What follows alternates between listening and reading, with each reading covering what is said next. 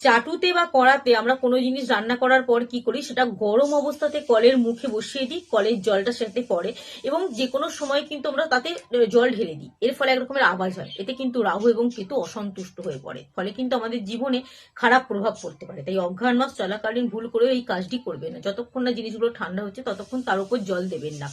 এছাড়াও এই অঘ্রাণ মাস চলাকালীন কিন্তু আপনারা লোহা, তামা, পিতল, এছাড়া প্লাস্টিকের জিনিস কাউকে দান করবেন না।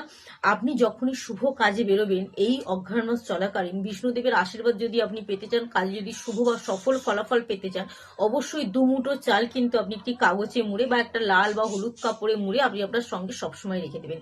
এই চাল যদি আপনি সঙ্গে করে নিয়ে যেতে পারেন, তাহলে কিন্তু জীবনের নানা রকম শুভ প্রভাব আপনার জীবনে আসবে। এছাড়াও এই অঘ্রাণ মাস চলাকালীন আপনি ঝাড়ু কিন্তু কোনোদিন নোংরা জায়গার এতে ফেলবেন না। ডাস্টবিন অনেকে ফেলে দেয় ঝাড়ু ছোট হয়ে গেলে বা খারাপ হয়ে গেলে।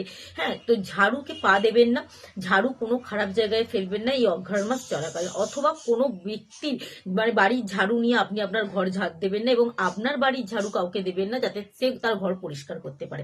কারণ এই ঝাড়ুর মধ্যে নেগেটিভ শক্তিকে আকর্ষণ করার অতিরিক্ত ক্ষমতা আছে, ফলে আপনার বাড়ির মধ্যে যে নেগেটিভ শক্তিটা সেই ঝাড়ুটা আকর্ষণ করে নেয়। ফলে আপনি যদি কোনো ব্যক্তির বাড়ি থেকে ঝাড়ু নিয়ে এসে ঝাঁট দেন, তার বাড়ির মধ্যে যে নেগেটিভ শক্তিটা ছিল সেইটা কিন্তু আপনার সংসারে এসে প্রবেশ করবে। এই কারণে ঝাড়ু কারো বাড়ি থেকে এই অঘ্রাণ মাস চলাকালীন আপনি নিয়ে আসবেন না আপনার ঘরে ঝাড়ু দেওয়ার জন্য। এছাড়াও এই অঘ্রাণ মাস চলাকালীন কিন্তু আপনি লবণ ভুল করেও কিন্তু কাউকে দান করবেন না।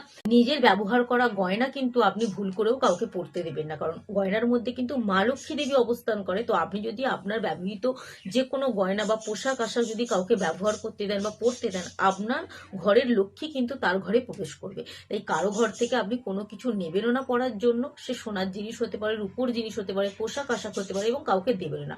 এই কয়েকটি জিনিস যদি আপনি মেনে চলতে পারেন, অঘ্রাণ মাসে কিন্তু জীবনে নানা রকম শুভ প্রভাব আপনার পড়বে।